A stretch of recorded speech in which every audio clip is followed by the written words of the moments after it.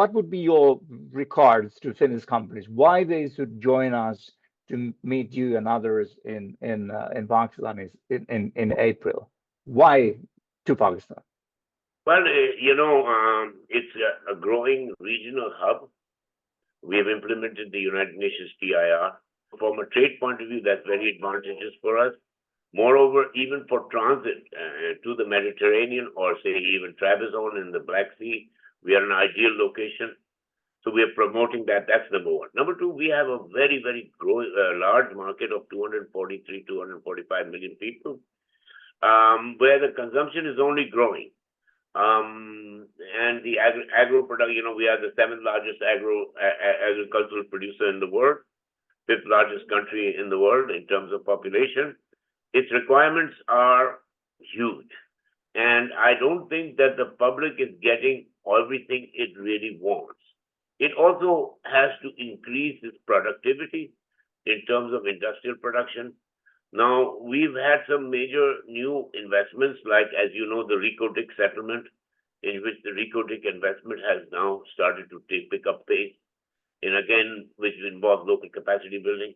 We find a great potential they are working, of course, on the mineral, but minerals exports and all take a long time.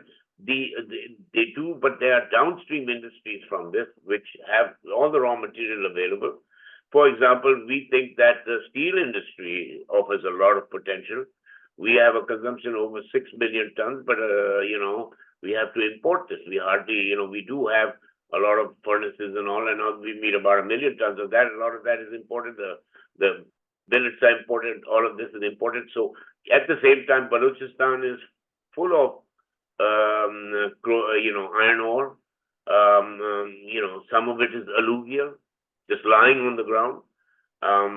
So these attractions to industry, if you're making long-term commitments, are important. And I think the steel industry is one of those industries which needs to be looked at. Again, the deregulation of the aviation sector and the logistics sector is where ICC is working a lot, at least in trade facilitation, where we are upgrading our systems. I think they need deregulation in port services, many, many aspects of which were heretofore considered like holy cows for the government, like aviation and all, are now going to become passé because if you are going to build so many airports across the Gulf, where the labor cost is much higher, well, this is the same airway, and it's one thing where we've been promoting is that we have to think out of the box. Again, in youth development, again, in education, again, in health. I think we are really growing in the healthcare. I think that offers a lot of potential. If you were to see our 2023 annual report, which we just completed, and for the conference, it has some very comprehensive, detailed reports of experts in the insurance and banking industry. It has from the shipping industry. It has from the power sector and from the legal sector.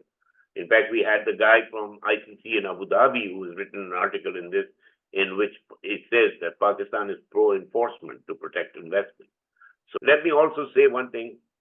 In many of these issues where unintended consequences of sanctions, sometimes sanctions are meant for others but are impeding us. International banks are always citing various issues for clearing our dollar clearing, because if goods transit Iran, but there's no transaction with Iran, they're going to Azerbaijan or Turkey. Again, in these kinds of things, we are taking it up with everybody in the region and in Paris. And the question is, here's our question for multilaterals and international bodies. You sympathize with us, you agree with us. That's not the issue. The issue is, are we capable of making the changes that is required, is the real issue, And that is where the internet, and they have admitted to me, yes, that is the real question. Okay, you agree, we all agree, but can you get it done? It comes down to that, because that means you're motivating national governments to do it. And we are multilateral, we are not bilateral, okay? So the preeminence of bilateral relationships in the case of major powers is very prominent. And that's the reality you realize. I mean, it's something we live with. But the European Union is encouraging because, again, the European Union itself is multilateral. So it has to carry a lot of countries together in its consensus. So in a way, they suffer the same problem we do, yeah. Thanks so much for very valuable information. I think that it's just time to welcome the Finnish and other foreign companies to Pakistan. So see you in Pakistan. Yeah, I think Finnish products have a potential, and I think that our balance of payment position will improve. We are waiting for the second package of the IMF to be negotiated. I think the first package is more or less a foregone conclusion, and I think by 12th April or something, by the time you get here in April, you will have all the news. All right, thank you so much. See you in Pakistan. Yeah. See you in Pakistan.